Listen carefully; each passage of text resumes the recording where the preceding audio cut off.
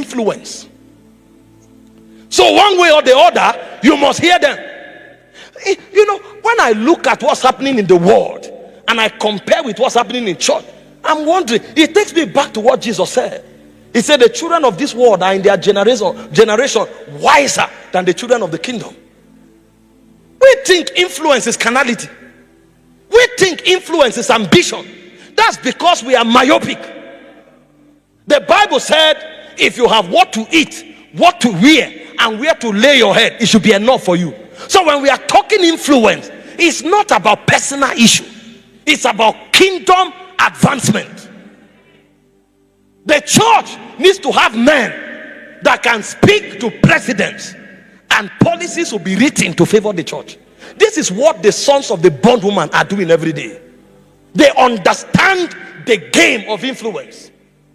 So in the Middle East, you go today, both religion and government and governance is one, because they know that you can't advocate governance without the influence of their God. So pick any Middle Eastern nation, you can paint it with the culture of the people. It's rapidly there, because they know they can't separate power from the worship of their God, and they insist on it. If they do it only in their country, that won't be a problem. But when they come to your own country, they force it on you. That's the level of audacity they have. And they know how to collaborate to make sure this agenda permeates different territory. They can use the guise of violence and then claim that the refugees are looking for asylum. What asylum are you looking for? They are not looking for any asylum. It's a strategic system of repopulating territories with those who carry their belief system. And today there are over 17 million of them in the UK alone. And they are not just coming to look for a house. When they come to a territory, they make sure they live together, because they understand how the system works. It's a system, a game of influence. So when you come to a place and you demand for the name of a street to be changed, they do a referendum. And when the people in that street agree, they change it. If they say a mosque should be built, they do a referendum. Meanwhile, before they demanded for it, they already made sure that they are living there in their number, because they know it's a game of influence. So those who have money can buy houses and put 10 people there. They need the number because it's influence. And when you come, before you know what's happening, after 5 years, they want to be mayors. And then you are wondering, where did you come? It's not about when I came. What influence do I wield? Because they want to permeate the corridor of power to perpetrate their belief system. But we think influence is about buying car. We think influence is about being popular. But the sons of the bondwoman have a deeper understanding, because they know without influence you can't legislate.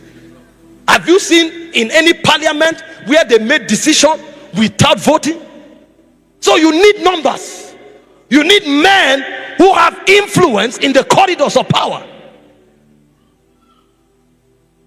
This is why we fight for this thing. And this is why in these last days we need more apostles in the marketplace than on the altar.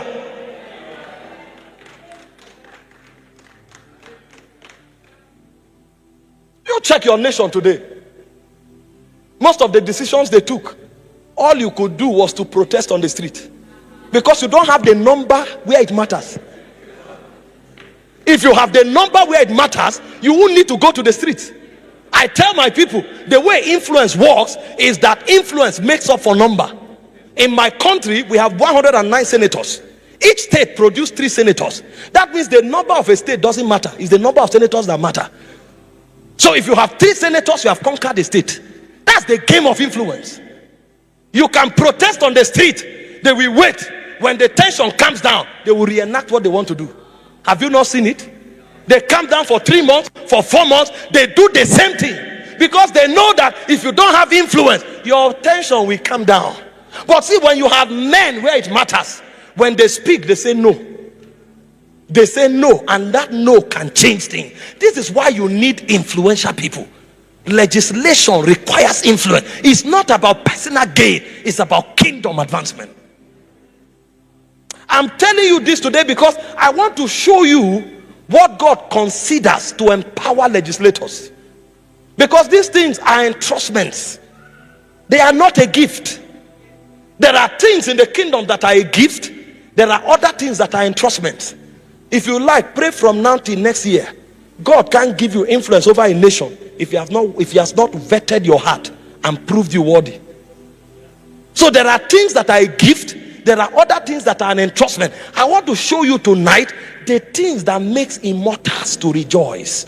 The things that makes immortals to be favorably predisposed towards men, so that they can put weapons on their lives. That's my burden tonight. But you need to understand the veracity of the things we talk about here. COVID came. They say church is non-essential. And I asked myself, who were the ones who made those decisions?